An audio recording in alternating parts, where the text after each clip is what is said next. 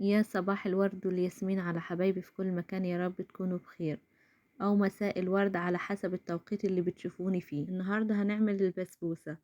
هنشوف ازاي تطلع معانا مرملة وفي نفس الوقت مظبوطة، مقادير مظبوطة. المقادير دي مش هتلاقوها في اي حتة تاني. اتحدى اي حد بتوع المحلات، حد بيعملها في البيت، انه يطلعها حلوة ومظبوطة بالشكل ده والطعم اللي بتطلع بيه. مستحيل يكون حد عمل الحلاوة دي قبل كده. دي خبرة أكتر من 10 سنين، ياما عملت وجربت وشفت طرق كتير وعملتها لحد ما طلعت العظمة دي.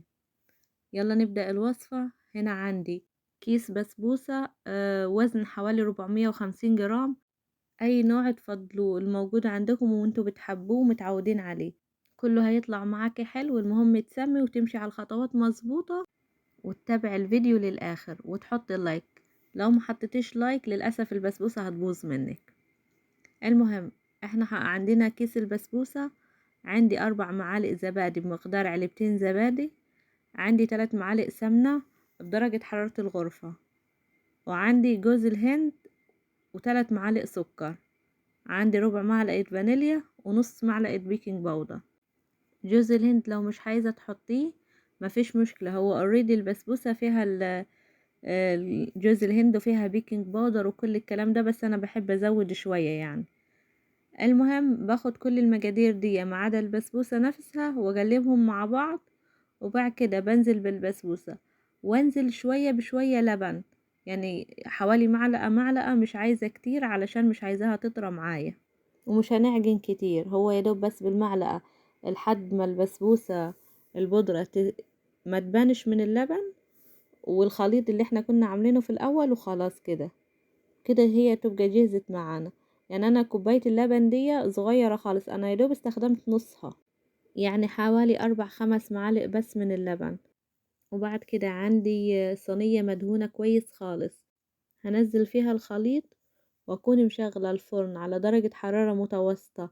احطها في الرف اللي في النص واسيبها لحد ما تبدأ تاخد اللون من تحت. هيبان على الاحرف بتاعت البسبوسة انه بدأت تاخد اللون. لو الفرن بتاعتنا ما بتحمرش الوش من فوق ممكن نشغل لها الشواية، لكن لو الفرن تمام وبتحمر الوش يبقى حلو خالص خالص.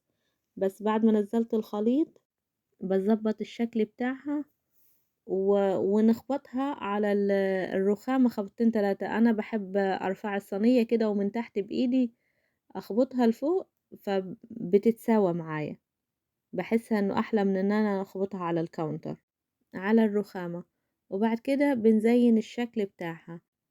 قبل ما ادخلها الفرن بجيب السكينة وبظهر السكينة كده بحدد القطع هتكون قد ايه. لو انتوا حابين تكبروا القطع عن كده اتس اوكي، حابين تصغروها برضو مفيش مشكلة خالص. انا عملتها وسط.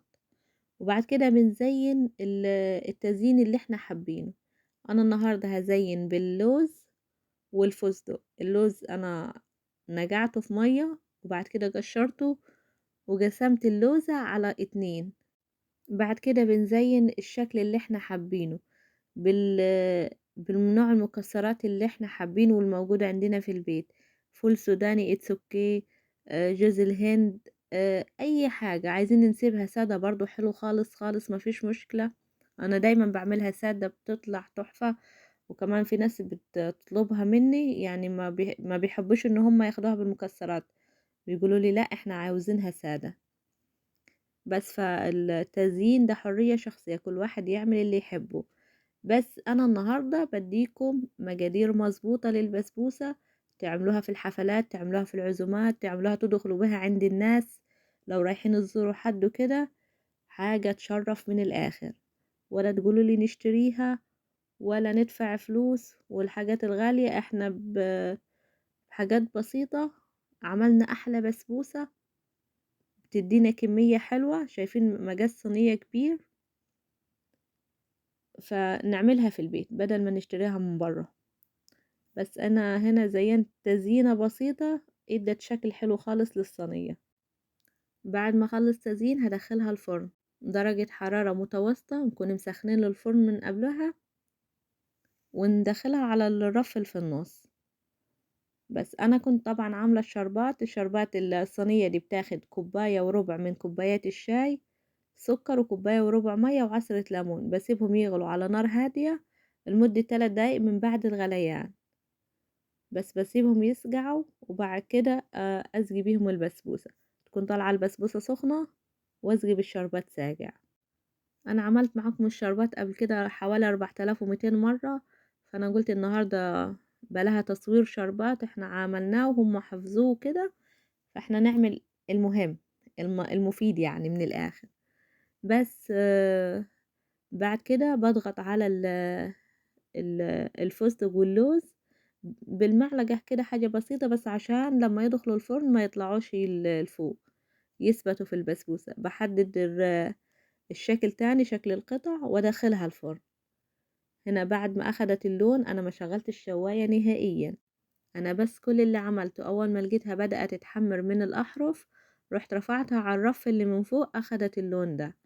بس هنا عندي الشربات دي كوباية وربع من مج الشاي سكر، وكوباية وربع مية.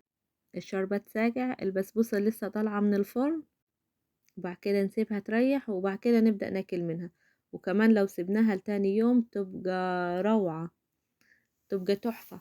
بس هنا ده شكل البسبوسة. الكمية الشربات يعني مظبوطة، ما لو حابين انتوا الحاجة بتبقى مسكرة اوفر نزود في الشربات، بس انا بحب الحاجة تبقى مظبوطة، لا هي سكر اوفر ولا هي نقص سكر.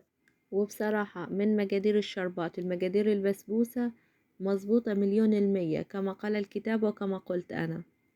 بعد كده سبتها تسقع او تهدي شوية من السخونية، وبدأت اقطعها وعملت النسكافيه واكلت البسبوسة بألف هنا وشفا على قلبي وكل اللي اكل منها طبعا. اتمنى انكم تجربوها وتعرفوني، انا متأكدة 1000000% انه هي هتطلع معاكم تحفة، كل حاجة مظبوطة فيها، الطعم تحفة، الشكل روعة. ان شاء الله نشوفكم على خير في فيديو جديد. See you. باي باي.